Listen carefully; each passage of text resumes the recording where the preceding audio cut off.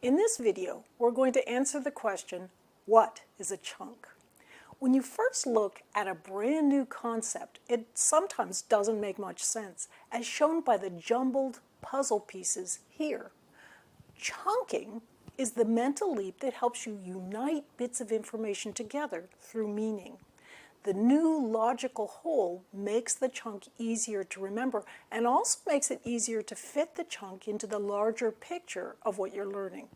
Just memorizing a fact without understanding or context doesn't help you understand what's really going on or how the concept fits together with other concepts you're learning. Notice there are no interlocking puzzle edges on the puzzle piece to help you fit into other pieces.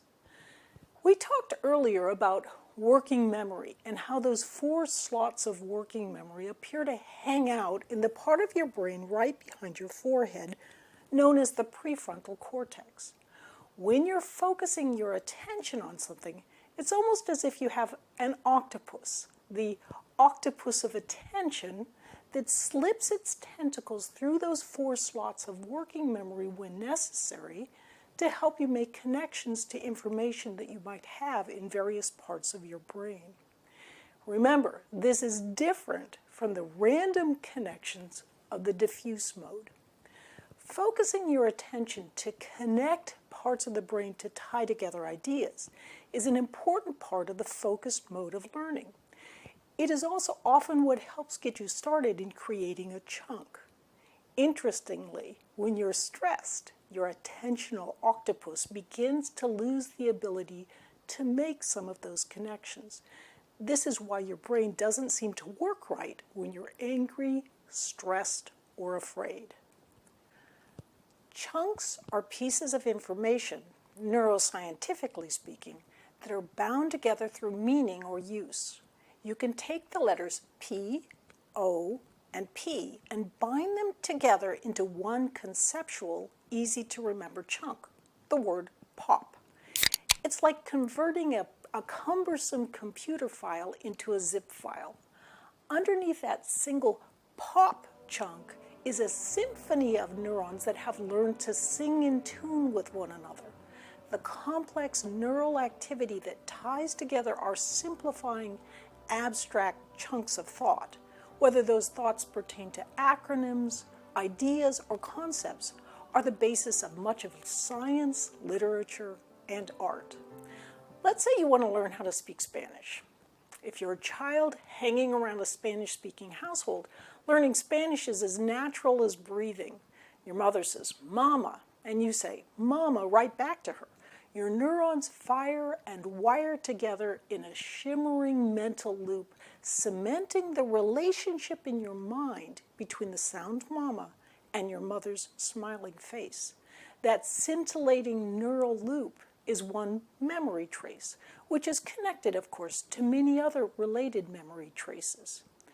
The best programs for learning language, such as those at the Defense Language Institute where I learned Russian, incorporate structured practice that includes repetition and rote, focused mode learning of the language, along with more diffuse like free speech with native speakers. The goal is to embed the basic words and patterns so you can speak as freely and creatively in your new language as you do in your native language. As it turns out, one of the first steps towards gaining expertise in academic topics is to create conceptual chunks, mental leaps that unite scattered bits of information through meaning. The concept of neural chunks also applies to sports, music, dance, really just about anything that humans can get good at. Basically, a chunk means a network of neurons that are used to firing together so you can think a thought or perform an action smoothly and effectively. Focused practice and repetition, the creation of strong memory traces, helps you to create chunks. The path to expertise is built little by little. Small chunks can become larger, and all of the expertise serves to underpin more creative interpretations as you gradually become a master of the material.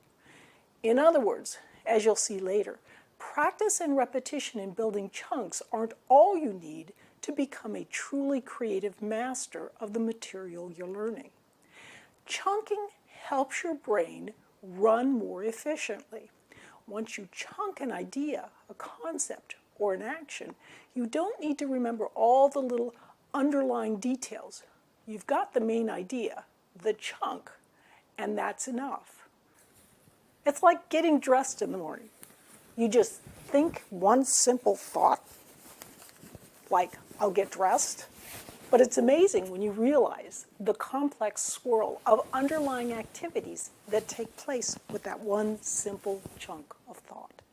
Next, we'll talk about how you can form a chunk. I'm Barbara Oakley. Thanks for learning how to learn.